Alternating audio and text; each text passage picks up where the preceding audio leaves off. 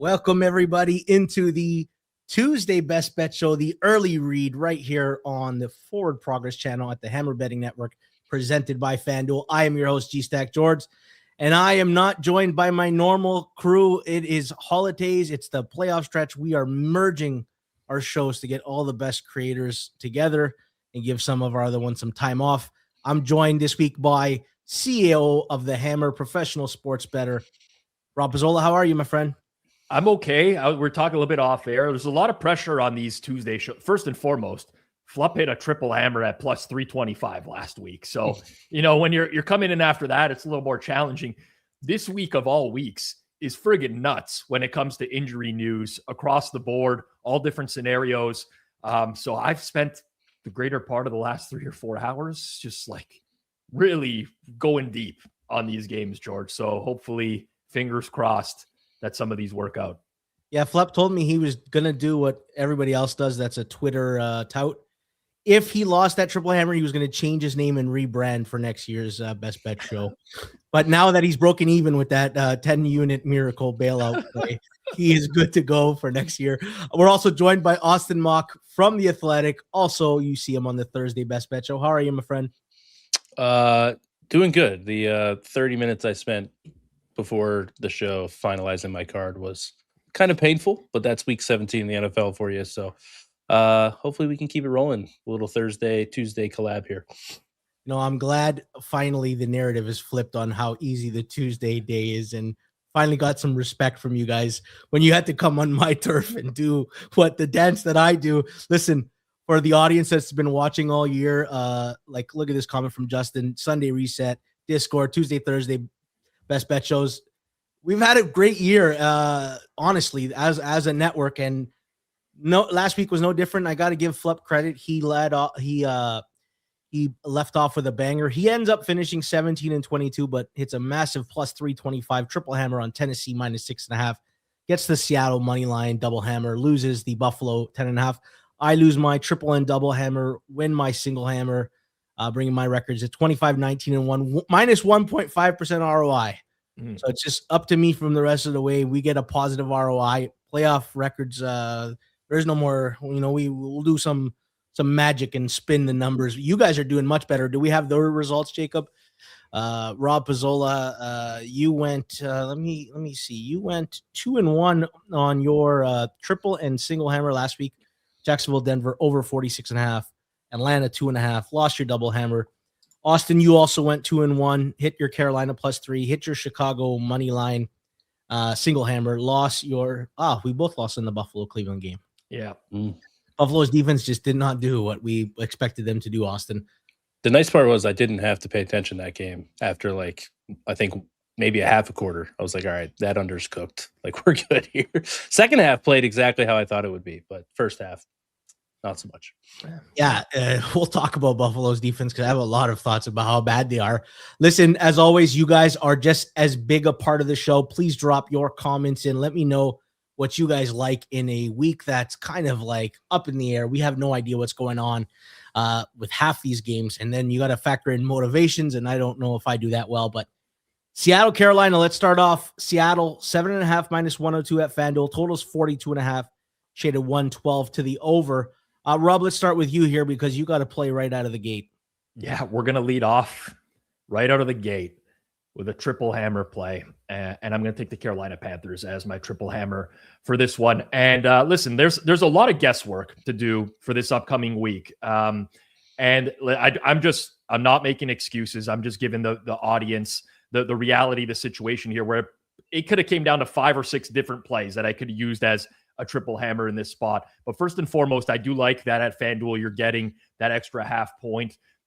You're paying for it, obviously, at minus 120. We're going to count that towards the record. But most significantly for me, I think that in all likelihood, Charles Cross, the left tackle for Seattle, is going to miss this game again. And Ike Ekwonu, the left tackle for the Panthers, is going to be back for this game. And that's enough for me to take a speculative interest in the Carolina Panthers at this point. If you look at the offensive line for the Seattle Seahawks without Cross, yeah, Josh Jones held up fine last week. You don't want that to be a permanent solution going forwards. One of the biggest issues with the Seahawks is too many of their runs are getting stuffed at the line of scrimmage or behind. It's kind of happened in the latter half of the season. It's forcing Darnold into much situations where he's got to convert a lot more third downs. He did that against the Rams, but you just don't want that to happen on a weekly basis. The Panthers have done a really good job at stuffing runs at or behind the line of scrimmage. I think you see Darnold in some uncomfortable situations in this game. Carolina has a real home field advantage for the first time in a very long time. That crowd was extremely loud against Tampa last week. You could see Baker Mayfield flustered at the line of scrimmage many different times over the course of that game. And then you think about what Carolina wants to lean into offensively as well. You know, the Seahawks are sitting in these base packages a lot. They're dropping 2 high safeties. There's an opportunity for Carolina to run the ball in this game successfully. And whenever they can run the ball, the offense just looks more succinct. They've also opened up the playbook a little bit more. They're throwing downfield. They've been able to generate explosives over the course of the last month.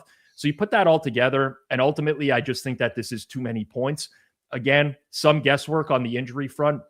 I didn't even touch on the defensive side of the ball for the Seahawks as well, where, you know, we saw some injuries for them on Thursday Night Football. Kobe Bryant was one that left the game. Reek Woolen left the game. Derek Hall is suspended on the defensive line for them. Put that all together.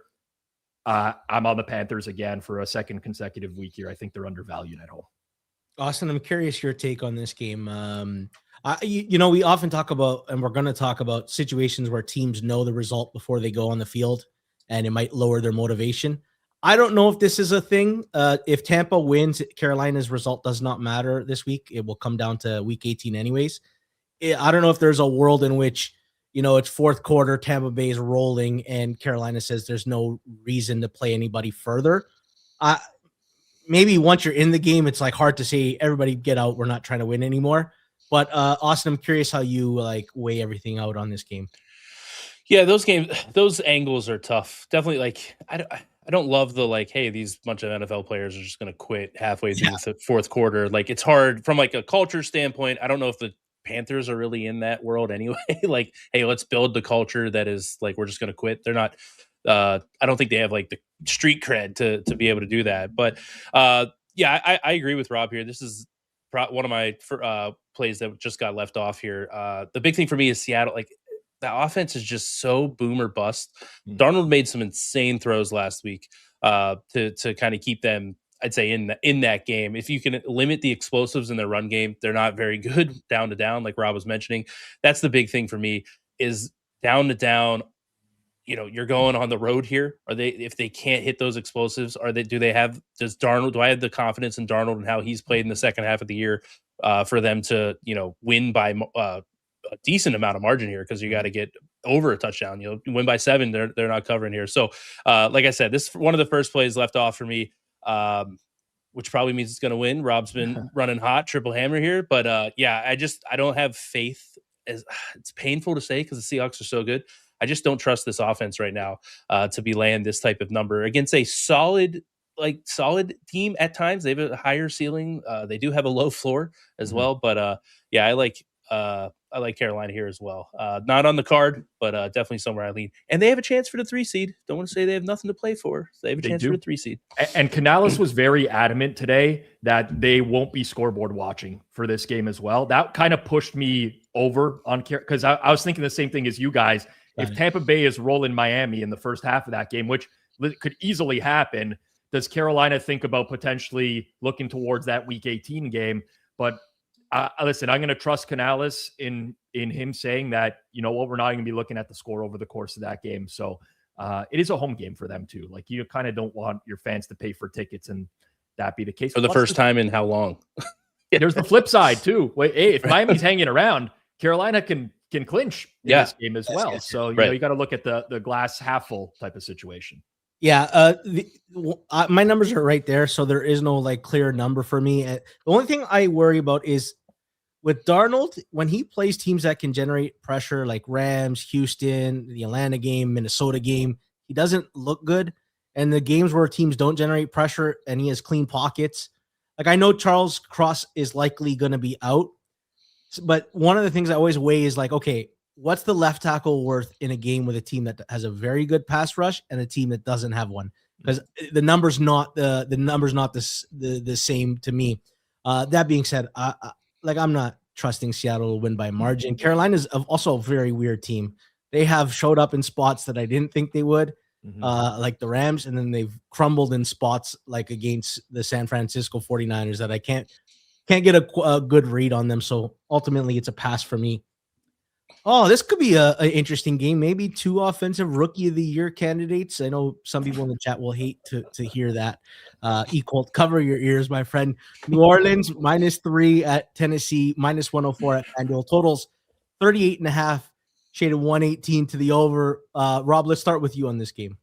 Yeah, I played a little bit of early over in this game. We talked about it on Sunday Reset, but there wasn't enough margin necessarily. I like even a full point move here. I make this total roughly 40, and that would be the only way that I would look on the game, but nothing too big. For Tennessee, it's pretty simple. Their offense is getting better as the year has gone on. They now have fully healthy offensive line. With the exception of Calvin Ridley, they have all their skill position players in there. They've been moving it a lot more in neutral game states. It hasn't just been when they're trailing, which was the case for them earlier on in the year. I know the Saints pass rush got home on Brady Cook last week a lot.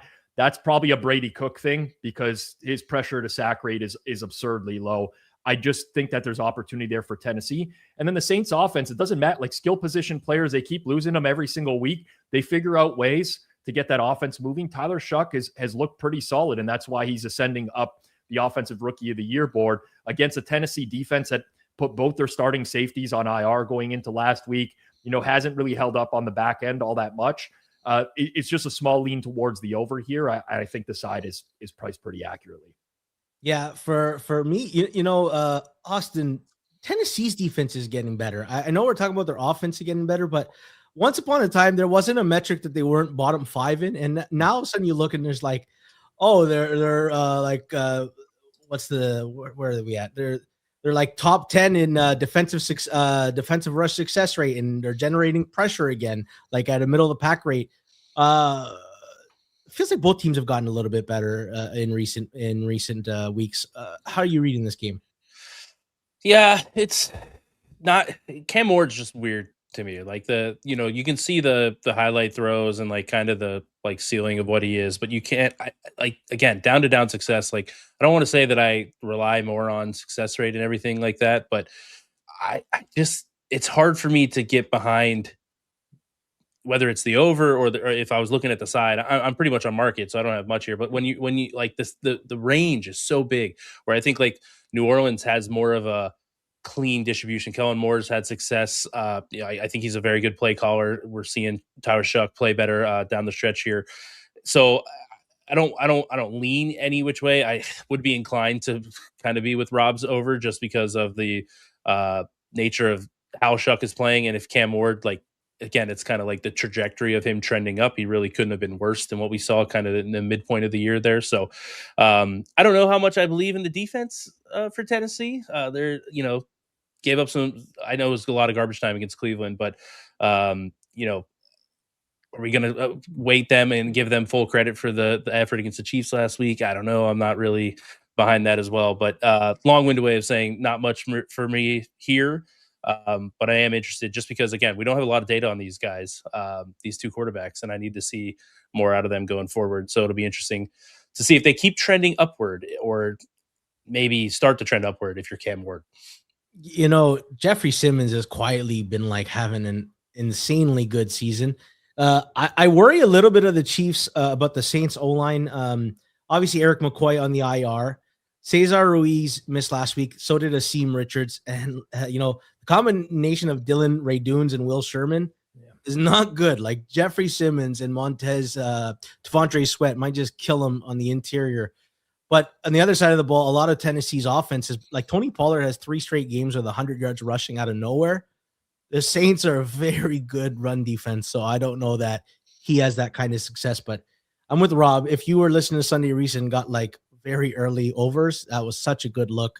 There might be a little bit more juice left to squeeze, but I'm currently on market with everything in this game.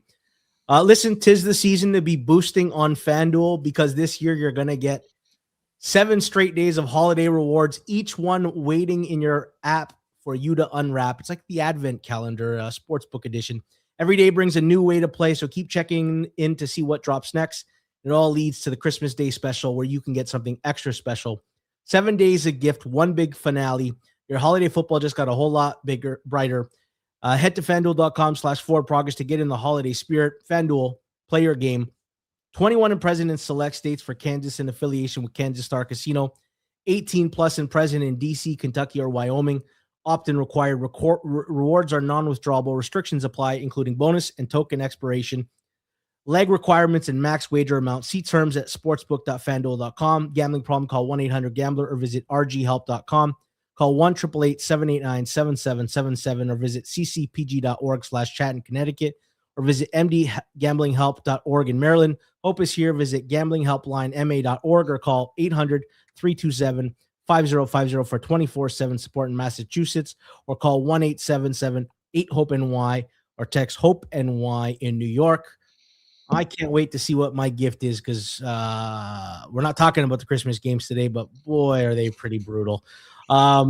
Arizona at Cincinnati. Cincinnati -7 flat at FanDuel. Totals 53.5, also flat. You guys both got to play in here. Let's start with Austin because you have the bigger hammer to use in this game. Well, let's slow down on the bigger hammer there for a second, all right? I've verified it behind the scenes so that we wouldn't have to verify on air. Yeah, so triple hammer for me on the Bengals -7, -110 here. Every week we talk about the Cardinals injury report, and somehow it continues to get worse every single week. The big one for me, Walter Nolan. I don't know if it's has it been confirmed. I assume he was out for the year. Yeah, like that didn't look. It looks like a bad injury. So he's done. He was. He didn't play a ton. He's been banged up all year, but he was one of the more, or maybe the most impressive rookie in his short tenure. And we go through the injuries that they have at wide receiver, the injuries and they have in the secondary. I don't know how they get stops against the full offense that the Bengals have. And I know the Bengals defense is poor, but I don't know what has changed, but they've been a little bit better. I think that this Arizona offense is a little bit, I don't want to say like sometimes like the fantasy stats get involved here with, Brissett in his early starts. They threw so much.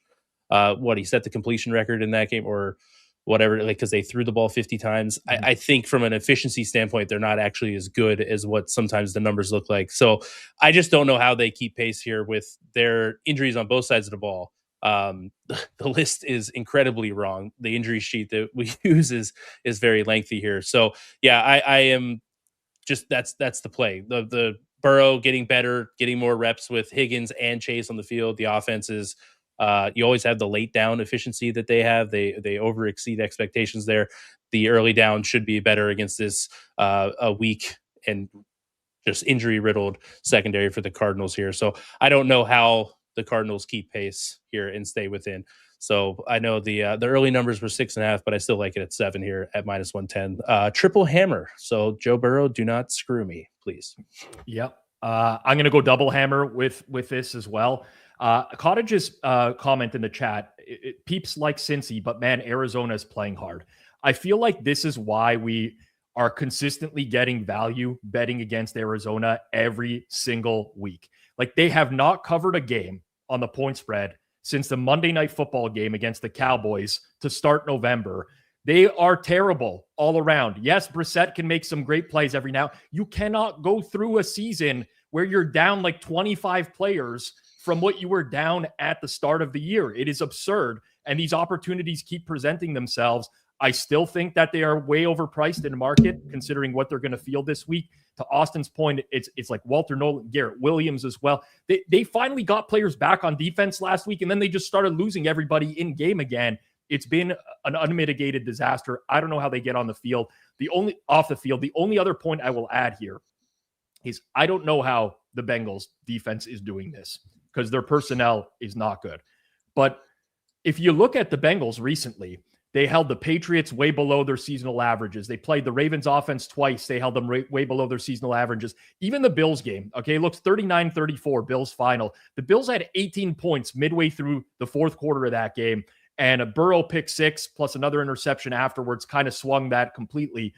Their defense has played a lot better over the last 5 or 6 weeks as well. I'm not saying this is like some crazy good defense. It's not. Personnel wise, they're not, but structurally, they're tackling better. They're keeping stuff in front of them.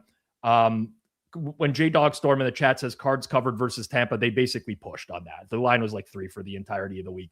I'm fine with this one. Cincinnati, -7, -110. I just don't see where the Cardinals defense is generating stops in this game.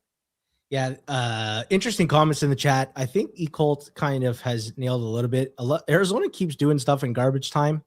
And after you look at box scores, the game is perceived to be closer than it was at one point in game state.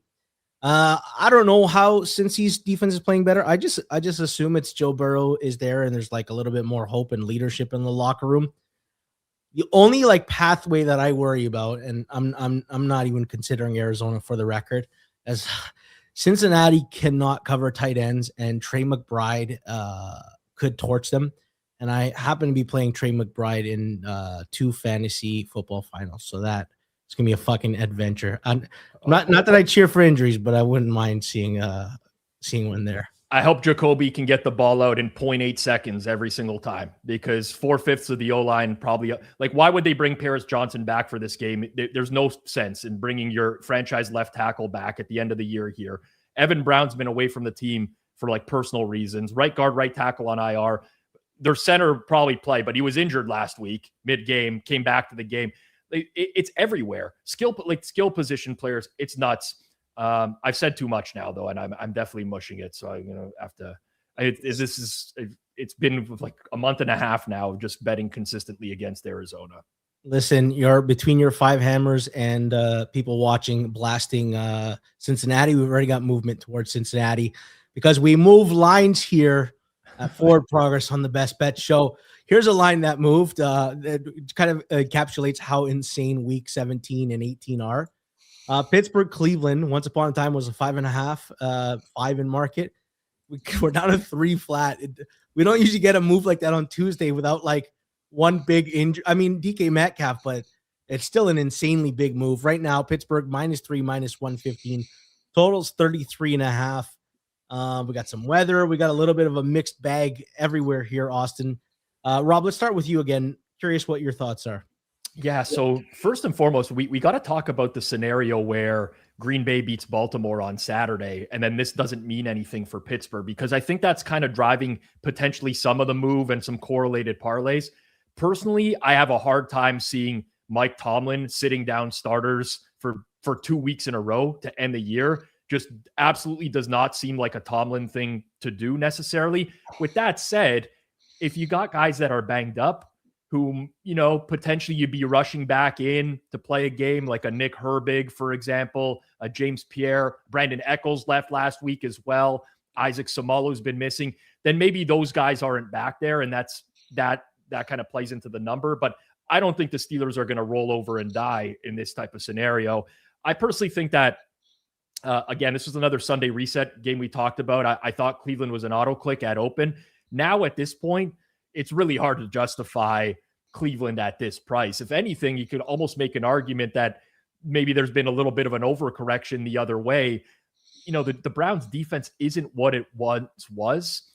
I think what I'm going to be doing here, guys, is just kind of hoping and waiting to see that the weather is not abysmal and maybe clicking the over in this game. Like, this is very, very low at this point. And we've seen games over the years where, all it takes is like a turnover on your own side of the field that leads to points. You have Shadur Sanders, who takes so many bad sacks holding the ball, could easily fumble against his team.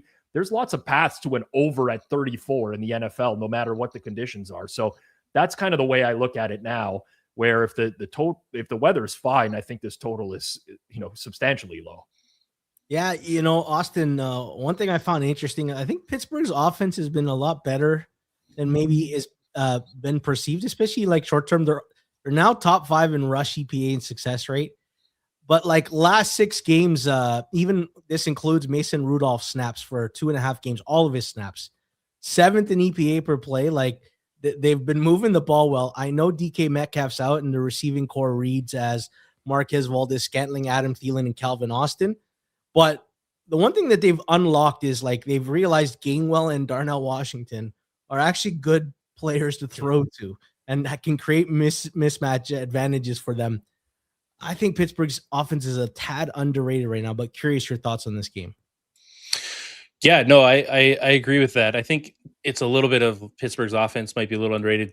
Cleveland's defense a little overrated, with kind of two-sided there. So yeah, I lean to Pittsburgh like pretty strong. I need the weather and the motivation factor is probably something that I'm going to have to wait around with. I've been checking the weather because I'm going to be outside on Saturday. The weather keeps bumping between like 37 and like 42, and it's going to like wind, snow, rain, whatever it's going to be. So that's something to keep an eye on. But yeah, the run game is really what's opened up. Arthur Smith, it's always what he, is kind of known for. And we, I think the benefit of like with Gainwell, with the receiving out of the backfield and getting Darnell Washington involved. And like, that's just, we talk about the teams staying in base packages. Like Darnell Washington is essentially another offensive tackle who can go out and catch. And he's not like super explosive. Like I've seen a lot of people, I think, overrating him a little bit. Cause like, he's never gonna be like a, consistent, like 50, 60 yard receiving guy. But just the fact that he can like maul in the run game, like kind of like that sixth offensive lineman, that's really, I think, opened things up for them as he's gotten more involved with the pass game. Cause you have to respect him, even though he's probably not going to like burn you for many like 20 plus yard catches unless he drags, 3 cornerbacks for three yards down the field. So yeah, I just think this number's gone a little bit too far.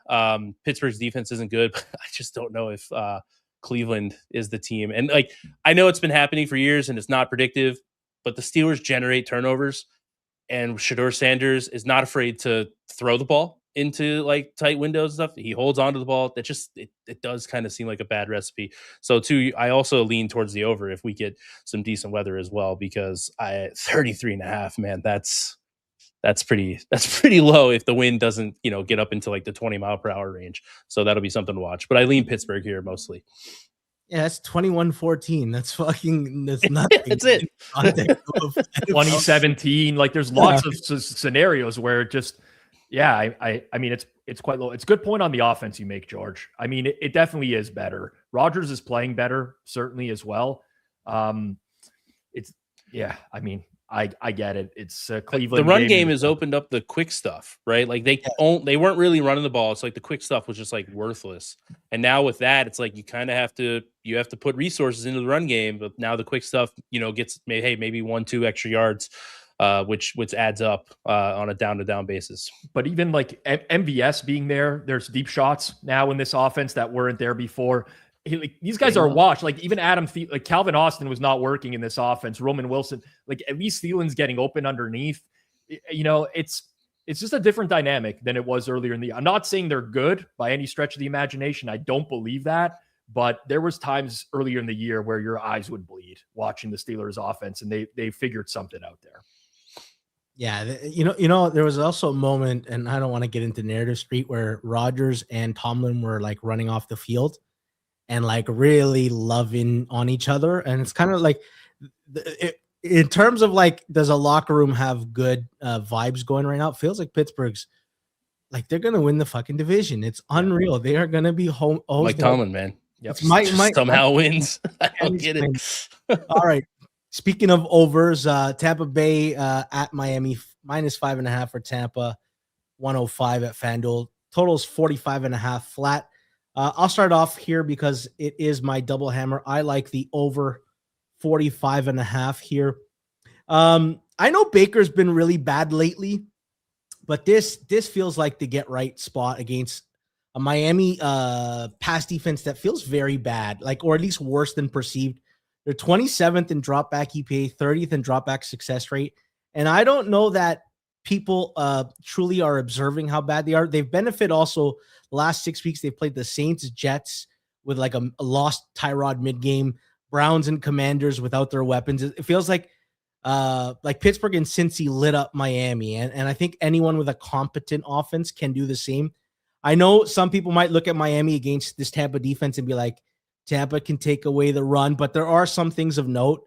No one gives up more yards to running backs through the air than Tampa. They're also bottom 10 in covering against tight ends. Like, you don't have to go that far. You look at the Thursday night game against Atlanta where it was like the Bijan and Kyle Pitts show. Darren Waller and HN feel like they can have some success here.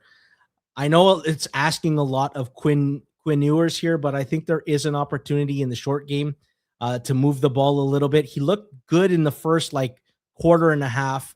Not good. He didn't look awful. It kind of fell apart towards the end. On the other side, I also think Jamel Dean sometimes gets cooked by a very fast receiver. He bites on like a double move. The easiest throws a QB can make is to his running backs and tight ends. It's the highest target to catch rate. I like scoring from both teams here. I like the over 45.5. It also helps that it's one of the best prices in market. Rob, I'm curious your thoughts on this game. You were on Miami last week. How are you reading this game?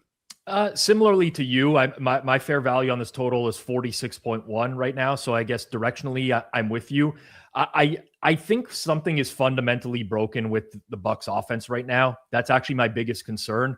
I thought last week with everyone healthy, they looked good early on in the game. They got Mike Evans involved. They got Jalen McMillan involved. I bet the Panthers, I'm like, oh no, man, like this was the Bucs get right spot. And then as the game went on, they just couldn't pass the ball. They couldn't move it through the air. They were really struggling. Obviously, this is a downgrade in defense with the Dolphins. Their pass rush has been non-existent. Like the last 6 quarters that team's played defensively. Let's say 6.5, 7. Disaster. Minka as being out has been a high-key bad injury for Miami. Yeah, absolutely agree with you there. So that's kind of where I'm at. Just directionally leaning your way. All the matchups are there for Tampa Bay. It's just a matter of whether or not they can finally get that offense going again. Defensively, the Bulls against young quarterback stuff is kind of overblown and has been for a while. I think people put Bulls in like this tier that he's just not in anymore, especially as a head coach, definitely. So there are paths to Miami moving the ball in a neutral game state. My biggest concern would be you get Ewers into a situation like he was last week against Cincinnati where they're trailing and now the run game is non-existent for them anymore. And that's where it's going to be a problem. There's too many of those for me to love this over, but directionally, I do agree with you, George. Yep. Austin, curious your thoughts on how this game goes. Yeah, I think we talked about the Bulls point last week. Like they blitz a ton. Like if you just look at their raw pressure rate, you're like, oh, they can still generate some pressure. But with how much they blitz, it's pretty underwhelming with what they get. Like I think we kind of like, he's kind of similar to Brian Flores, and like I don't think it's even close to the level of that. So yeah, the worry that I have just kind of. I had the same worries about Tampa that Rob brought up, but I'll talk a little bit more about Miami. They could not run the ball last week in Cincinnati. And Cincinnati's been better, like we talked about when we broke down that game earlier. But with these like young quarterback, a guy who wasn't a highly drafted guy, he was 7th round pick with Ewers, like you really want to see that run game kind of be that base. And I think we kind of saw like McDaniel's good early down passing was good for Ewers.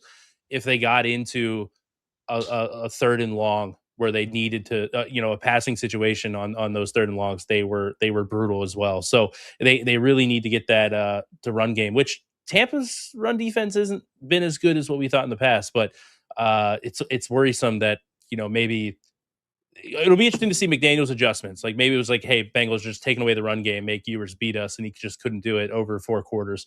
So that'll be the aspect. I'm pretty much on market here, but that's the kind of the strategy that I want to watch in this game is what will Miami do differently to maybe get that run game going, to maybe have Ewers have a little bit easier and not so much on his shoulders. Yeah, I'm very curious how McDaniels wants. I don't think he believes Ewers is anything, but I believe he has a point to prove because he's never been successful outside of having Tua as his quarterback. It'll be interesting how they match up this game. Are you touting Tua to be the starter again? Or is that what I just heard there? No. I now listen. I now believe McDaniel's returning as coach. There's no great offensive options in the market, so I kind of hope he does return. But Mac Jones, baby. I don't believe for a second he believes Quinn Ewers is his guy at all. No, I don't think so. No, this is a like, let's not get Tua injured and have to pay out the entirety of his contract. Because like him going to emergency QB says we don't want this guy ever on the field. Bingo. They don't even want a situation where he comes in as a backup. Yeah, I'm with you. I gotta say, him in full uniform with like a headset on, like last week, he's been a good leader or like teammate. But man, it's like you gotta like your ego at some point. It's gotta be like I was the starting QB here, and now I'm the 3rd stringer. 50 million reasons, though. Yeah. Helps a little bit. You know what? You are right, my friend. Let's move on to Jacksonville, Indy. Jacksonville -6.5, -118 at FanDuel. Totals 48.5, shaded 118 to the under. Rob, let's start with you in this because you've got to play here. Yeah, so I strongly debated this one, and E Colt in the chat says, guys, Colts overs are back, and I tend to agree. Now, the only reason that this was potentially not going to make the list necessarily is the O-line situation for Indianapolis coming off of Monday Night Football. Their center, Tanner Bortolini, got hurt. Their left tackle, Bernard Raymond, missed the game. He got a limited practice in last week, though, so I'm optimistic that he'll be able to play this week. Of course, the right tackle, Braden Smith, is also on IR. So you have some attrition on the offensive line. There's been a big adjustment up on the total in this game since the look ahead, but personally, I've just been leaning into these Jags overs, and I don't think the market is quite catching up quickly enough. One thing that was very concerning was the amount of man coverage the Colts played last night against the 49ers. There was nobody in the vicinity of some of these 49ers receivers, and they've consistently kind of stuck to this type of coverage. These Jags receivers are going to get open at will in this game. They've been scheming all sorts of stuff open. They have 3-level threats right now. They can get the ball downfield, intermediate, short, and they move it on pretty much anyone. Then on the Indy side, I liked seeing Rivers push it early on in the game last field. It seems like they're content to do that. You know what that's going to lead to? It's going to lead to some explosives. It's also going to lead to some bad turnovers, like the pick six we saw late in the game to D. Winters as well. So ultimately, think this total's just a tad short right now. And even with the adjustment week over week, even with the O-line concerns for the Colts, I think that this was the best remaining play I had on the board. So I'm going to take the over in Indy and Jacksonville. All right, Rob, single hammer there. Austin, I talked about last week how like Trevor Lawrence has basically been running a top 3 offense, or as a quarterback at least, since Jacoby Myers arrived and Brenton Strange. The other one is like Indy since Sauce Gardner went down, and there's caveats. It's also like Charvarius Ward and Chris Lamons. It's not just Sauce, but he's the face of this collapse. They were once upon a time 14th in defensive EPA per play. The last month, 27th in defensive EPA per play. They can't stop anything. They don't generate a pass rush. No one gets covered. They don't even stop the run anymore. Curious your thoughts on this game. Yeah, the slightest lean at 40. It's just too much. It's painful. I think I'm a little slow to my model's a little slow to these major changes. Like I'm high on Jax, but it's more of the Colts defense of like how bad they were. Like to Rob's point, like I don't love it. And this kind of works to both teams. This works to the Jags offense and then the 49ers offense last night. I don't love it when you're just leaving receivers wide open every day. That's either like you have no idea what the other team is doing schematically, or that offense is just amazing schematically, which maybe that was both last night with the 49ers, but the Jags are doing the same thing. So like I don't know how the Jaguars receivers are going to not be just wide open every single play in this game. So yeah, lean that way a little bit. The worry for me is like I still don't know if I'm pricing Phil Rivers correctly. Like I don't expect much out of him, but I don't know how he was pushing it downfield because it looked like the miles per hour. I would have liked to see the radar gun out on some of those throws because they were just kind of floating through the air. But he made it work. He's obviously still there mentally, so I think he can definitely. I don't want keep the ball out of harm's way for the most part. I think in a trailing game, so though, to Rob's point, I think you can see maybe more of those pick six where he has to kind of try to put some zip on the ball, but it's still not going to be there. So I have a slight lean this way with Rob, but nothing for me to act on. But subjectively, I don't know how Jacksonville's getting stopped in this game. You said two things that I found kind of interesting about pricing short-term stuff. This is a game where my long-term number says one thing, my short-term number says another thing, and the matchup advantages say a third thing. The Jags stopped the run really well, and I don't know if they don't get Taylor going. I worry about him having to throw because the first week against Seattle, he was not taking any risks.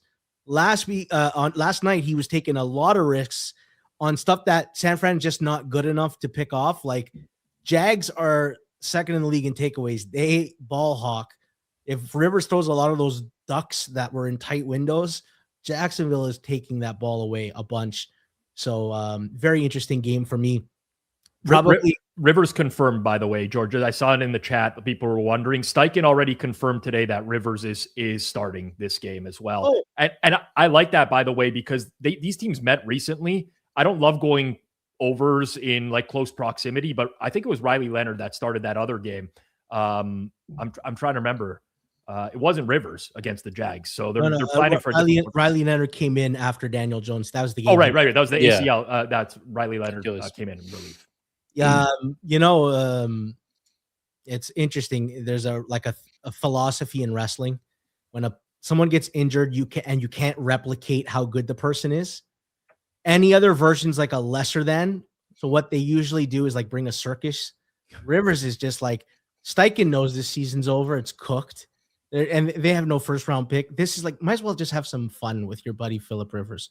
That's the vibe. I don't believe Indy believes for a second they are actually going to the playoffs. Here's a game where if you like to handicap narratives and motivations, and if teams tank, this is your Super Bowl.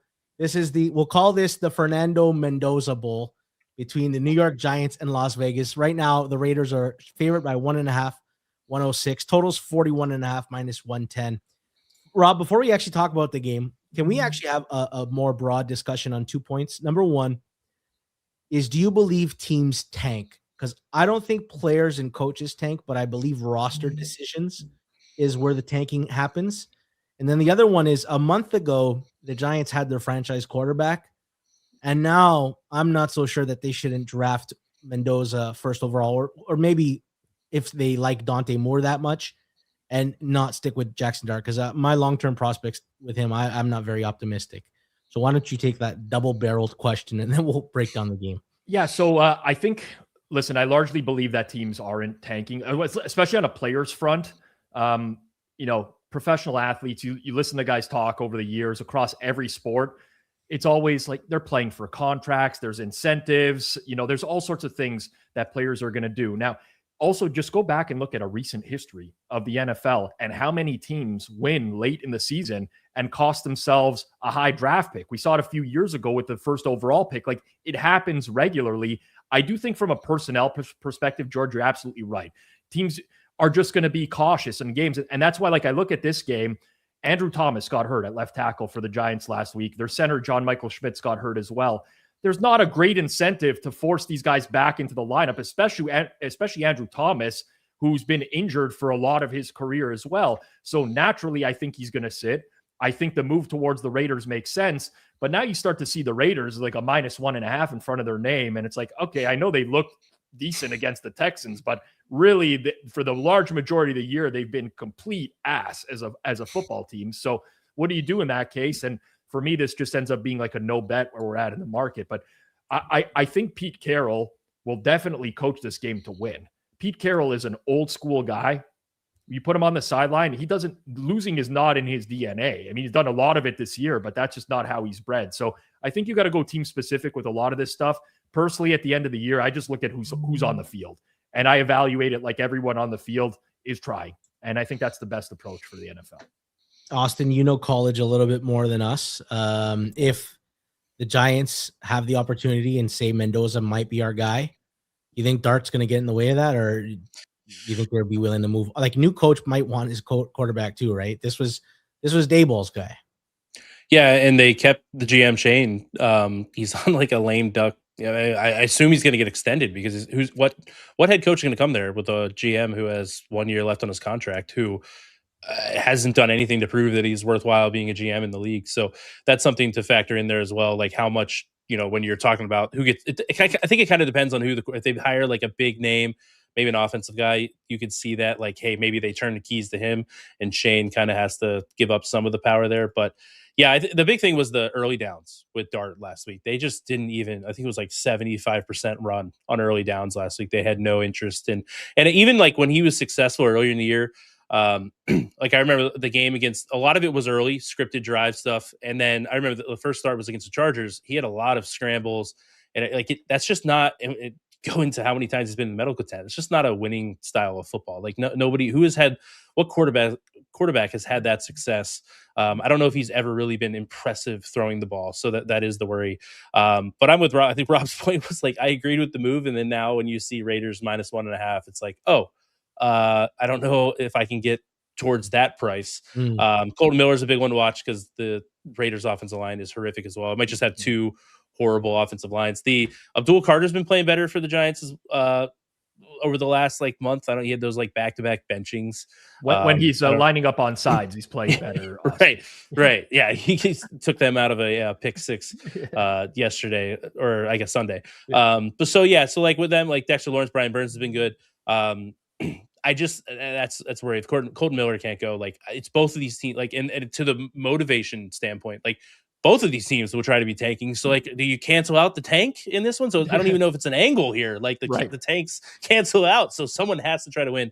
And I totally agree with Rob about the players. Once they're on the field, I don't think maybe there's decision late where it's hey, maybe we'll try to kick a field goal or I don't know, something like that. I can't imagine be hey, I'm going to try to get roasted here as a corner and give up a touchdown. I don't think that's happening. So tank cancels out the tank in this one, I think. So I can't get on board with the Raiders being favored by 1.5 though. Well, listen, if the Giants are down by 7, get a touchdown and then go for 2 and draw up a fade to Wan'Dale Robinson, all 5'7" of him, and we'll know how much they're actually tanking. But you know what? Those are the situations I would look for. Listen, you might get to an end of game scenario where one team does something that's uncharacteristic from a decision-making point of view. Maybe maybe they punt the ball when they shouldn't, or that kind of stuff. I would definitely be weary of. But to Austin's point, both of these teams kind of suck. There's players that haven't had a great year for you're telling me that Ashton Genty doesn't want to go off in this game you're telling me there's guys on the Giants side that don't want to have a big game after they've been a disaster all year. They're looking on the other side of the ball. They're this is the Raiders. We can win this one. I think that mentality takes over for an athlete. Yeah. Definitely. And listen, thank you for the $5 tip. Says Seahawks going to win the Super Bowl. Spend this $5 on a future, Rob. 89. I'd love to tell you that Rob will get this $5, but the truth is all the tips go to Alex Moretto.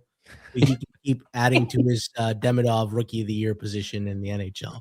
He has the largest position. He has a larger liability for sports books than the Jake Paul fight. Yeah, they actually all go to Jason's coffees at the office, actually. But no, regardless, appreciate he drinks 17 coffees a day. That people don't get the joke. Appreciate the tip. I'm not saying the Seahawks can't win the Super Bowl, but I don't want to bet the Seahawks at plus 650 to win the Super Bowl right now. I think there might be a little bit overpriced in market. When I see some other teams that I would prefer. Again, that's not to say they can't win, but the price is not calling my name. All right, let's move on to maybe 2 Super Bowl teams, Buffalo and Philadelphia. Right now, Buffalo at home, 1.5 minus 104. Totals 43.5, shaded 115 to the under. Austin, let's start with you. How are you reading this? Maybe the best game on the slate in the late window. Yeah, Buffalo. I don't know how to feel about them. The issue that I have, and I keep coming back to this a lot of times, is running backs don't matter. I don't know if I believe in that, but I don't think you should invest in running backs is the better way of saying it. It just doesn't sound as good. But when you have a run game like the Bills right now, it's really, really difficult to get off the field as a defense. And I don't know, the Eagles have given a few weeks ago, the Bears, ran all over the Eagles. That's a worry for me. But Buffalo, their passing offense isn't there. The passing option, the pass catching weapons aren't inspiring. George, you mentioned off the top, the defense is just not good. I don't think it's a very good unit, but it's just something about they can grind teams away. And I there's such a fade team for me right now, but the run game is so good and they're hitting explosives as well as being good on a down to down basis that it's hard for me to fade them. I think this game is priced appropriately. And I'd probably feel a little bit better if the Philly offense was more trustworthy because they still haven't exactly, I know they've Jalen Hurts has been running a little bit more using his legs, which has maybe opened things up a bit, but I still don't really have a ton of confidence in their ability to consistently score. So maybe it's a way of saying I maybe the over is a look here, but I'm on market. I don't know if I'm coming around on the Eagles because the defense is so good, but the offense still has me worried. But the Bills just have that run game. but a really bad defense. And that's like a weird, I don't know, it's a weird dynamic that doesn't really happen as much in the NFL. But the run game is like, it's doing some things. It's putting defenses in a lot of conflict. So that it's more of, I'm going to sit back and kind of enjoy, get another data point on where I think these teams are as they head into the playoffs. I wonder out loud if like teams are like, let the Bills enjoy their run game a little bit, because they have a Ferrari in Josh Allen, and they're like leaving the car in third gear for a very good run game. It feels like we don't get Josh Allen until we absolutely need to get Josh Allen. And while that works and you're like grinding like a tight game, I don't know. I feel I'd want to use, you get a special quarterback. I feel I'd want to maximize his abilities. You can run the ball against Philly, though, like 19th in defensive rush success rate. The Bills' run defense, though, is so bad. Cleveland was down to their fourth running back. Their fourth, because Judkins went out. Sampson was out. Jerome Ford's on the IR. And they still had like a 50% success rate on the ground and 0.09 EPA per play, which would have been like against season-long metrics is like 6th in EPA per play and 2nd in success rate. With your fourth string running back, with your entire O-line save one starter being out. That's how bad the Bills' run defense is right now. They can't stop anybody. I'm curious, Rob, though, your thoughts on this game. Yeah, so I kind of think this is, with all that we know on this game right now, I kind of think it's just settled in the right spot. So first and foremost, you probably are getting Lane Johnson back in this game at right tackle for the Eagles. And the Eagles have been utilizing a lot more RPO with Jalen Hurts in the past 2 weeks. And people could say, well, the Eagles offense, it's not for real. It's been the Raiders. It's been the Commanders. Well, wake up, because the Bills defense ain't very good. And if the Eagles choose to lean into those types of run concepts against Buffalo, they're going to move it on the ground in this game, in my opinion. Buffalo can't stop a nosebleed on the ground unless they just commit extra guys to the box. Then they're going to be facing one-on-ones on the outside against good receivers. I don't know that they want to do that either. On the other side of things, we know Josh Allen has a foot injury. He is sore. He said that publicly. That's not nothing. I mean, he's going to play in the game, but even a little bit of mobility lost here or there, maybe he gets wrapped at the ankle at some point in the game and that hurts him. Like, you have to account for that as well. And I think the market has processed the information for this game and moved out towards Philadelphia. Buffalo, how do they get receivers open in this game? I mean, everything for them is underneath, unless they're going to screen Philadelphia to death, which is just now on tape for several weeks. I don't know. The numbers moved quite a bit. I like the stylistic matchup for the Eagles a lot in this game, especially if Jalen Carter is even back. That would be some even bigger positive for the Eagles on the defensive line. So, yeah, Eagles are nothing, but I think the market has captured this one properly now, George. Yeah, well, there is one thing. If the weather gets worse as the week moves on, I trust the guy with better physical tools in a weather game, because I think it affects weaker armed quarterbacks like Jalen Hurts a little bit more. The Bills, they've been doing some actually creative stuff with their tight ends lately. And if Dawson Knox can hold on to a freaking ball, Flup could have gone out 3-0 on the Best Bet show, but I digress. Let's not make it about me and Flup here. Listen, you've been asking for it, and we heard you loud and clear. We're working on some spring merchandise, but we want your opinion. If you go to our Discord, discord.gg/hammer, there's a merch suggestion channel. Like, don't tell me you want t-shirts and we know what you want from clothing. We want to know what you want on the clothing, right? Do you want a pizza buffet t-shirt? Do you want maybe a stack pack hoodie? You want an Auston Mock hat? Whatever you want, drop a suggestion in the merch suggestion channel on our Discord. We'll provide the link in the comments. Also, do me a favor. If you're enjoying the content right now, please smash the like button. Subscribe to us as well. We're getting close to 10,000 subscribers, but really just smash the like button. Helps us out in the algorithm. We really appreciate it. All right. Finally, we are here. A game where I've been betting against the Jets for a month and a half, and I have never given them out as a hammer. And I'm ready, and I just happen to do it at a time where I'm going to fight with one of our creators here. Let's start off. New England at New York, -12.5, -115. Totals 42.5. Shaded 114 to the over. All right. Austin, tell us why you like the New York Jets. Yeah, it's painful to say this, but yeah, I'm taking double hammer, Jets 13.5 minus 118 over at FanDuel. I can't get to this price. It's kind of like a cop out a little bit. I've been like, I bet the Patriots a couple weeks ago against the Bills. Like, it's not like I'm low on the Patriots from a market standpoint. Maybe I'm too high on Brady Cook in this Jets passing offense, which was horrific the last 2 weeks. But I just can't get to this number. 13.5 is a big price. The Patriots defense isn't a shutdown unit. Despite the horrible passing game, the Jets had a little bit of success on the ground last week. Maybe there's a little bit something there with against a weaker run defense for the Patriots. But 13.5 is a lot.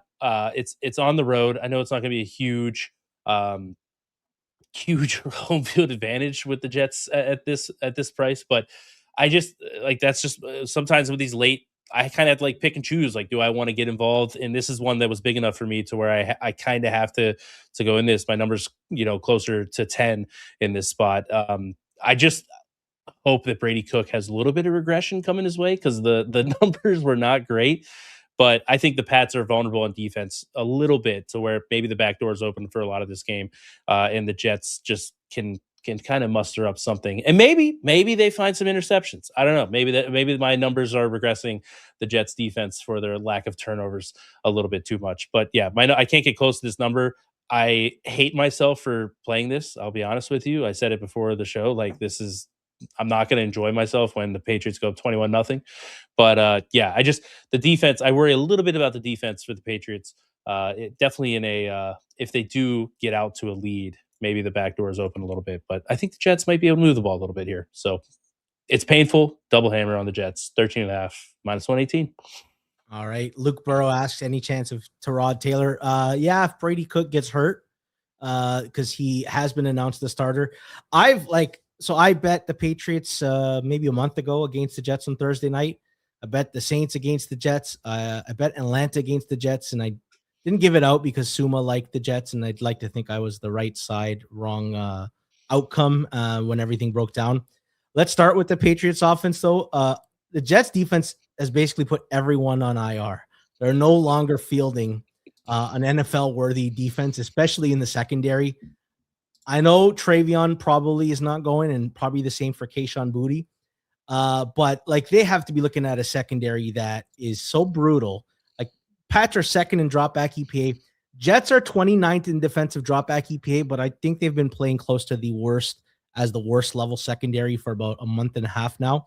Basically, since they traded all their corners and they have like 5 different DBs on IR. Since the trade deadline as a whole, 28th in defensive EPA per play, 30th in drop back EPA. The only thing they still do at like a league average rate is stop the run. On the other side of the ball, Brady Cook is just not good. Like, they keep saying they want to evaluate what they have, but like, listen, that's code for we're tanking. That'd be like someone like watching the first 2 rounds of Jake Paul versus Anthony Joshua and saying, you know what, I'm still not sure how this fight's gonna go. We've seen enough with Brady Cook. Out of all quarterbacks with 100 dropbacks qualifier, 45 quarterbacks, he is 45th in EPA per play, 45th in success rate, 45th in completion percentage over expectation.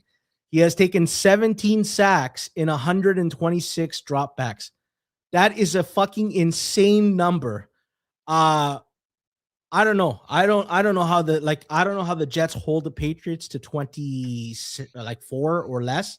And I don't know how they put up scores in this game as well. It's a big number, but I've been betting against the Jets for about a month and a half now, and I want New England single hammer minus 12.5, minus 115. Rob, will let you be the arbiter here. Give us your third opinion here. I strongly considered taking the Jets here as well. Part of the rationale as to why was very selfish in that I know people tail these picks, and I have listen, the spread's 13.5 in the game. It's a big spread. You have the possibility of coming out looking like a complete jackass many times. Brady Cook has 0 pocket presence. It really comes down, for me, it comes down to the fact that at this point in the week, What we know is that New England is extremely beat up, and that might change as the week goes on. But when you look at, Travion Henderson, Kayshon Boutte, Demario Douglas, offensive line situation with Dare Munford, Jared Wilson has a concussion now, Kyrus Tonga out on the D-line, Josh Farmer put on IR, Spillane didn't practice last week, Charles Woods, like the list goes on. And at some point, you can't convince me that the Patriots should be just valued in this price range. It's ugly. I guess I'll even have a little bit of pushback on Austin in terms of like the home field advantage for this game. I actually think it might be surprisingly decent for the Jets. End game, end year, Patriots at home. It's kind of a big spot for them. If you actually look at Jets games in the past, and they have plenty of historicals where they have been completely out of contention late in the year, the crowd tends to show up for these for some reason or another. Listen, not like Narrative Street. But like, you'll hear people say like, this is their Super Bowl this week. Whether that can overcome the deficiencies in their secondary, I don't know. But I personally see the Jets as a valuable play at this moment in time. Very well knowing that there are many paths to them getting Brady cooked in this game. Listen, Austin and I are going to land the narrowest plane when the Patriots win the game. 13 on the nose, okay? We are going to celebrate next week. When the Patriots are up 20 and Brady Cook has 2 minutes left, it's going to be a glorious interception in the end zone for me to not land that plane. I mean, really, the best thing you can hope for, Austin. I know you're not the kind of guy that would root for Brady Cook to go down, but Tyrod will be backing up this game, right? I mean, Brady Cook, how many sacks has it been? The last 17 sacks in 2 weeks. His injury risk is definitely up. It's definitely high. That has to be factored in. I'm telling you, dead serious. When I sim out games, there's a much higher probability that Brady Cook leaves this game than most other quarterbacks in the league because of the amount of pressure he's going to take. You aren't finding that analysis anywhere else, right there with Rob hitting the injury. I totally agree with it. There's definitely, when he's taking what it's like 50% of his pressures are turning into sacks or whatever it is right now. His risk of getting injured is definitely high. I'm so convinced that Aaron Glenn and Jets have been tanking for 2 months now that I think if Brady Cook still has a heartbeat, they're gonna tell him to suck it and get up there instead of Tyrod Taylor. All right, let's move on to Chicago and San Francisco. The Sunday nighter. San Francisco -3, -115. Totals 51.5, shade of 120 to the over. We almost had some cross action again, but we both got scared off and didn't make our plays. I think because this line is like on a 3 and I'm waiting for a number and Rob's waiting for a number, and there's some injuries to parse for Chicago. Roma Dunze, Luther Burden, and the big ones for San Fran is obviously George Kittle and Ricky Pearsall. Let's start with you, Austin, and how are you reading this game? Yeah, this one is I don't have it. I'm pretty much on market, but what's interesting to me is like subjectively, I could see both of these teams just scoring at will. And just the fact that I think Shanahan and this offense, the Niners offense, has been doing a very good job, though Kittle's a huge, monitor his status with his, I think it's a low ankle sprain. So, and they, you want to talk about motivation on the other end of that, they have a chance to win the NFC West, get the 1 seed in the NFC. So I think if he has a shot, he's going to give it a go. So I just don't know, like the Bears defense, like it works out, they're ball hawking. I don't know if like Shanahan's the guy who's going to like, and Purdy doesn't play that style of like put the ball in harm's way. So I wonder if that kind of maybe the ceiling for the Bears defense comes down a little bit. But again, I think they're going to be able to move the ball. And then the other side of it, like the Niners defense, like Philip Rivers was doing the things against the 49ers yesterday. Like what is Caleb Williams in this Bears offense going to do, even without the weapons? If Odunze and Burden can't go, that run game has been awesome. They're going to be they're cooking on the ground. It makes life a lot easier for Caleb Williams. He's not going to be facing a fierce pass rush with this Niners defense. So don't have a huge opinion here, but subjectively, I could see like this game just kind of being like similar to last night, where the defenses just don't really have much of a shot, where both offenses just kind of keep moving the ball at will. Maybe the explosives aren't there, but I think down to down wise, you could see like a high success rate game between these two. I wanted to take like 30 seconds to just give some flowers to Kyle Shanahan. Mm-hmm. Like no Ayuk all year, no Kittle for a long stretch, no Purdy for a stretch, no Pearsall seemingly all year, even no Jennings for a bit. The 49ers are still 8th in EPA per play, 2nd in success rate, 5th in drop back EPA. Like, he's now a victim of his own success. Like, no matter how many injuries he faces, he gets the expectations were high caveats and will not win coach of the year ever. That's his like cross to bear. Oddly enough, Kittle has been very good in the pass game, but I actually think his like what he's done for San Francisco's run game is even bigger. The first 6 weeks, they are literally the 27th in rush EPA, 23rd in rush success rate. Since week 7 on, when he returned, 8th in rush EPA, 7th in rush success rate. Like, the difference between being a bottom, 8 run unit to a top 10 run unit, and then obviously everything he does in the pass game.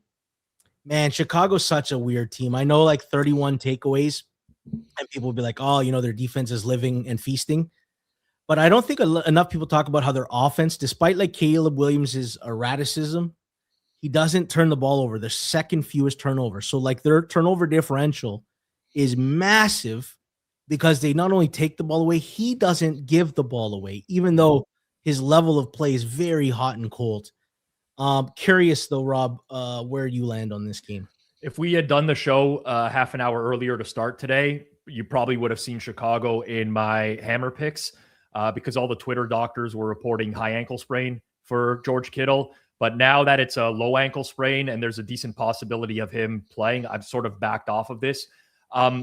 Obviously, the 49ers offense has been unreal. They haven't punted in December. I thought that was actually just a joke that was spreading around. I actually had to look it up, and it's true. Yeah, they had to buy, so it's only 2 weeks. But listen, having not punted since November sounds better than having punted in 2 games. Right? Oh, 100%. And there's no denying the quality of that offense. There's something that's kind of hidden here that, I mean, typically in the past, this situation would have been talked about a lot more than it is, which is the Bears are playing this game on extra rest, where the 49ers are playing this game on short rest. And for a guy like Ben Johnson, that matters a lot relative to, like, let's say this was an Aaron Glenn game or, one of the Pete Carroll game. I wouldn't really put a ton of stock into that. For Ben Johnson, potentially getting a couple extra days to game plan for this and having watched the 49ers on Monday Night Football and what works and what doesn't, people could say, well, 49ers are good against the run. Well, it's a little bit easier to be good against the run when you commit to stopping the run and Phillip Rivers is the quarterback on the other side. It's going to be a lot harder with the arm strength of Caleb Williams and the scheme of the Chicago Bears as well. So personally, lean Bears at the current number. It's not something that I'm rushing to get in behind though now with the Kittle situation. I thought that would have been a bit. I think George Kittle's so extremely valuable player. And the average fan might not realize what he is worth to the 49ers as a whole. So having him back in the picture, potentially, I'm ready to back off a little bit. If it was 2.5, I would click already on San Fran. And even if it's 3 flat and we get Kittle news that he's in, I'm probably going to be on San Fran. I can't get over the fact that Chicago's offense was dormant for all of the last 2 drives, and then it's like 4th and 7, 0 blitz, and he just throws like one to the back corner, Jade Walker, and then just off the back foot throw to DJ Moore. Yeah. There's times even in the Eagles game, if you remember, where the Bears just their offense wasn't good, dicked around for a lot, and then they put together 2 really good drives when it mattered. I think that's repeatable though, because their passing offense is very boomer bust, and like whether that's Caleb's issue or not, like they haven't really figured out the down to down. But when you run the ball so successfully, like those shots are it's like the Seahawks essentially, but with a really good run game now. Like you have this like kind of high, I think they have this like high floor. Like they were like 1 of 7 on 3rd and 4th downs. That's why they couldn't sustain drives. And then as soon as they start doing that, it's like, how do you get stops? So like I think that is repeatable because one, Ben Johnson's really good. And this run game is just diverse. They can do any sort of run concept and find success. So I think that's not like, hey, this is going to die off. That's just the nature of Caleb Williams and I think Ben Johnson. And one more thing there, like Tatum Bethune came back into the lineup and he re-aggravated his ankle injury last night. He's the middle linebacker filling in for Fred Warner there as well. He had some really good tackles early on in the game as well. I thought he was a big contributor in some of the run stopping in the early going. I mean, there's a path here to the Bears running all over this front. I really, really do believe that. Especially if they can come out early and get anything in the passing game and force San Fran into backing off a little bit more off the line. I don't know. Tough one. I definitely lean Bears in this game. All right, let's move on to the Monday Nighter. Low key, I like this game a lot. LA Rams, 8.5 minus 104 at Atlanta. Totals 49.5, shaded 112 to the over. Austin, we both like a play, but I have a bigger hammer than you here. So by proximity, I guess I have the smallest hammer. Transitional property. Transitive property here. Based on the math, if you know the old childhood problems, if Austin's hammer is bigger than Rob's and George's hammer is bigger than Austin's, what does that make George's hammer compared to Rob's hammer? I'm gonna go triple hammer. Give me Atlanta plus 8.5 minus 118. Like, this handicap is gonna have a lot of caveats for a second. Like, I love the Rams. I have them as a full field goal better than every single team in the NFL on a neutral. But I've bet the Falcons here. Let's start offensively for the Rams. No Devontae Adams and no Kevin Dotson. I strongly believe the Rams have been more like heavy personnel. The Falcons actually like allow the fourth fewest yards to tight ends this year, and like against 13 personnel, which the Rams have kind of converted their offense into, like 3.76 yards per play, 36% success rate. That being said, I think the Rams will have some success moving the ball. I just wonder, with Atlanta being the worst at defending the run instead of being worse at defending the run than pass, if they're tempted to run the ball more. On the other side of the ball, I think the Rams defense isn't quite as good as the numbers show. Whenever they play someone who really can move the ball, I think they show their level is a lot closer to like the 14th best defense as opposed to like the top 7 or 8 that they've had this year. There may be opportunities for Bijan to find success, especially in the passing attack. The Rams bottom 8 in yards allowed to running backs catching the ball. And I also thought Seattle surprisingly had pretty good success running the ball against the Rams. Triple hammer, Atlanta, plus 8.5, minus 118 total. I'm curious for you, Austin, your thoughts here. Yeah, so if you go back to that Rams-Seahawks game, the tough part about the Rams, and someone said in the chat there, like they McVay's so good and Stafford's playing at such an unreal level. They're going to find some level of success. But if you go back to that Seahawks game, when Kevin Dotson went out, they didn't have the same success running the ball. Now, maybe that was Seattle making an adjustment. I don't know, but they've had this incredible run game, and I think it's kind of gone like a little underrated because of how well Stafford and Puka Nacua are playing. Like the success rate's like 3% better than the second place team. But Dotson coming back, like I know they had extra time to prep for it, and like again, he's not for sure out, but wonder. They said weeks. They announced out. Weeks. Oh, okay, yeah. So even better. That's one of those injuries that it does it take a little bit to figure out the kind of the I don't know, secret sauce, if you will, the lineup combination, whatever you need to do for that run game. Again, smaller sample, but you take a team that is so like there's the Rams offense is like star and like kind of just like all these like glue pieces, and like you take some of those away, I wonder if there's a little bit of a drop off. So, and matchup wise against Atlanta's pass rush is the strength, and if they're if you're able to just take off that run game a little bit, maybe that makes life a little bit easier to where 8.5 here is just too many points for them to cover. And Kirk Cousins has been actually pretty solid. They should have scored a lot more points against Arizona last week. So yeah, single hammer for me, plus 8.5, minus 118. I hate betting against the Rams because they're so fun to watch, but I think this is too many points for the state of that offensive line. Yeah. Rob, you almost made this play. I almost did. I like Atlanta as well, and this is someone who's been pretty consistently high on the Rams in market. To your point, Austin, Atlanta, a couple drives stalled late in the game, like 4th and shorts, two in a row that they didn't convert against Arizona. I think that their scoring potential looks a lot higher in that game. The only thing I'll add to this one in particular is that the Seahawks were able to find a running game against the Rams at points last week. And if you look at the Rams stuff rate this year, hasn't been that great. They've actually been getting moved off the line of scrimmage a bunch. I look at that a lot with Falcons games in particular, where I like it if they can get the run. Obviously, you don't want Kirk Cousins to have to drop back and throw 40, 45 times in a game. You want them to be able to establish the run. And I think this is a matchup where they can do so. Some of their run concepts fit really well with what the Rams are weak against. So it's a lot of points.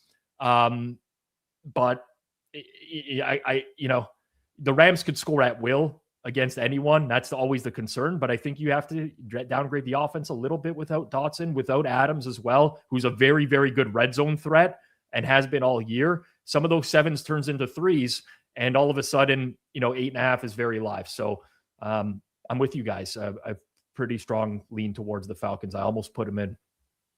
All right. If you haven't noticed, we have not talked about the Christmas games. That's because tomorrow, this is what we do best, the holiday extravaganza. This one's the Christmas extravaganza. Tomorrow, 11 a.m., Rob's hosting. I'll be joining him to break down the 3 games. Wow. So help us, because that's going to be brutal. But at least the creators will have fun. The ones popping in to give props. I know Austin will be popping in. That's 11 a.m. tomorrow on the Forward Progress YouTube channel. All right. We're going to break down Max Brosmer, Chris Oladukan, and Josh Johnson, who should have been out of the NFL 5 years ago. So, think of how good this slate looked at the beginning of the year. When the schedule came out, I'm like, oh man, this is unreal. I cannot wait. Either way, you know what? They're games we could bet on. That's the beauty of it. Nothing like eating some Christmas lunch with the family, losing some prop bets, being angry with everyone, being angry at the world. Love that. Yeah, 5 out of the 6 teams are no longer Detroit has a small chance, but it's kind of been crazy. 5 out of the 6 teams, no playoffs in mind. All right, let's do the Saturday games to finish off. Houston at the LA Chargers. All right, I'll say I'm finding it difficult to price because of some of the O-line injuries, not knowing what Houston's offensive tackle situation is with Trent Brown and Erontre Ursary. Their O-line is going to get bad very fast if they're missing both those tackles. And the other side of the ball, I think Trey Pipkins looks like he has a shot to play this week. Jamari Sallier left during the game, and then obviously all their corner injuries. I don't know. Austin, you want to take a guess at what the puzzle is saying here? Because this is kind of brutal.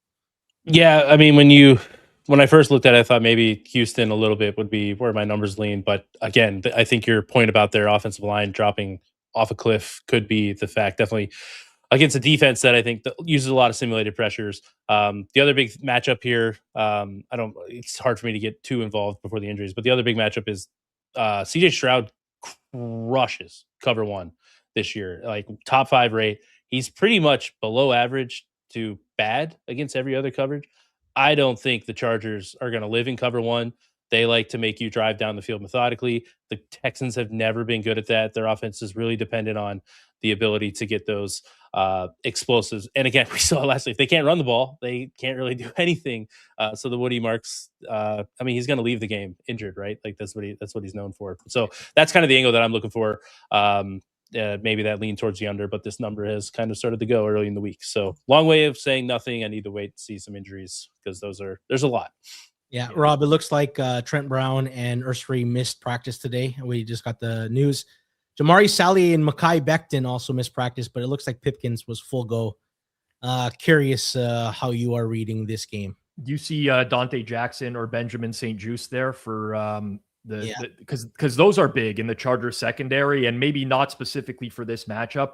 I would imagine if especially if Dante Jackson is out, that the Chargers will charger in a way where they'll just kind of give up everything underneath. They'll play for Houston to try to methodically work downfield. I don't know that Houston is capable of doing that, in all honesty. They were not on the practice report. RJ Mickens, their safety, was, but both of them were off the practice report. All right. Interesting there. Denzel Perriman as well is like another one to piece together here with the 2-game suspension, which kind of seemed a little bit over the top. Maybe we'll save that for another day. The biggest thing for me here is trying to figure out what's happened to the Houston defense in the last couple weeks and whether or not that's real or fake, because Arizona moved the ball pretty well on them, down multiple offensive linemen. The Raiders moved the ball. I don't want to say they moved the ball well, but they generated explosives, which they haven't been able to do. And I wonder if Azeez Al-Shaair being out last week at middle linebacker allowed for Genty to have a bigger game than he otherwise would have had necessarily. But that's one thing to watch. I just am not buying the Chargers O-line resurgence because of the Cowboys game. I've watched enough Chargers games in the last 4 to 6 weeks here to see Justin Herbert just running for his life. Obviously, the Eagles game comes to mind against a very good defense where had Jalen Hurts not thrown 5 interceptions, that's not even a ball game altogether. And that's where I just can't get over the hump with the Chargers right now. So I'm fine with this line. This could move in any direction depending on how the injuries go over the course of the week, but I would not be rushing to grab anything here. Yeah, I totally agree with that. And until I get more information, nothing for me to do there. Let's move on to the last game on Saturday. Should be a banger. It could be really exciting. Baltimore at Green Bay. Green Bay right now is 2.5 minus 120 at FanDuel. Totals 41.5, shade of 118 to the under. Austin, it feels like we're pricing 4 games here. It's banged up Lamar versus a banged up Malik Willis, a banged up Lamar versus just Jordan Love, a banged up Malik Willis versus Tyler Huntley, or a banged up Malik Willis versus Tyler Huntley. It feels like those are the 4 games, 4 prices. What we do know is Love and Malik Willis played in practice in a limited fashion. Malik Willis says he's going to play. Jordan Love, like, I'm surprised he's limited. I'll be honest with you, for concussion. That gives me now optimism that he might be able to go. Yeah. And you know how teams get with like concussions and like late in the year, especially George, playoff races. They don't exist anymore. Exactly. And then the other side, I don't know. Lamar, the only beat writer I can see is Jonas Schaefer said, didn't see Lamar Jackson coming off the practice field, but didn't get a full look at walkthrough. So I don't know what that means. But Austin, why don't you take a swing? Is there anything you want to just assume about who's playing? And then what's your breakdown? Yeah, I mean, I think I have more faith in. I know Lamar didn't come back. That's like my biggest worry. But like it just being a contusion, no matter how bad, with like their playoff hopes on the line, makes me feel like he'll make it happen. The concussion thing is weird. Obviously, you don't Quentin Williams looked like he was going to go last week and ended up not. So that's something to monitor with Jordan Love. But I don't love Malik Willis. I feel like LaFleur's done an amazing job with him over the last 2 years. Like, if you're going to tell me his throwing shoulder and the style of football that he has to play, I don't love that. So I guess it's like, I'm kind of going towards the Ravens, which I hate because the Ravens have just been like dead to me. But I also I wonder if it's a sneaky spot that the Packers defense played well against the Bears, that close proximity game that Rob talked about. I still think without Parsons, maybe this Green Bay defense is a little bit worse than we think. So I'm kind of eyeing the Ravens as we go on through the week and get more information. Yeah. Rob, if you look at it from like an asymmetric risk standpoint, is it worth anybody jumping in early? It feels like 2.5. If say worst case scenario for Green Bay, it's Malik Willis versus like Lamar. How much does that move versus if it's like best case scenario of Jordan Love versus Tyler Huntley? Yep. Some people might just want to take the 2.5. Say, listen, if it goes to 1, I get burned. But if it breaks my way, I've got a line that's 3, maybe north of 3. I'm curious your thoughts on like the idea of like guessing. Yeah, I'm not opposed to it. I think oftentimes, I think there was a situation early in the year where I felt confident. I think it was Jaden Daniels wouldn't play in a game despite everyone thinking he would play. And I just bet that opinion and it turned out to be right. I'm not opposed to that. In this game, I find it very hard. There's just not enough out there to know at this point to even like really accurately estimate the probabilities. And on top of that, to add to the equation, Malik Willis's injury is a throwing shoulder injury where he said he feels sore. Like, I don't love that scenario. I mean, I don't like injuries to a quarterback's throwing arm ever in any type of scenario because that, I like the idea of Malik Willis in this offense. I don't think he's like, people are like, oh, Malik Willis upgrade to Jordan. Like, no, I'm not there, but the scheme works really well for him. LaFleur knows how to utilize his strengths, but if I just got to wait at this point. I mean, there's too much going on here, and I don't have a strong enough feeling to make an early bet. Yeah, and I also think that I don't think the line's going to move correctly if it goes one way. That I think there is an opportunity to take advantage. I also, in the midst of looking for Lamar Jackson news, I learned that Ursary broke his hand for the Texans, and it looks like surgery, and he's going to miss out a little bit more time than that. We'll leave it there. That's the slate. We went through the games here, man. Really good job breaking it down. Let's recap though for everybody who either is joining us now or joined us halfway through and missed some of our hammer plays. Just to recap, we had Atlanta plus 8.5 minus 118. My triple hammer. It's Austin's single hammer. Rob's on Carolina plus 7.5 minus 120 as his triple hammer. Austin's on Cincy minus 7 minus 110 as his triple hammer. That's Rob's double hammer. I like Tampa, Miami over 45.5 as my double.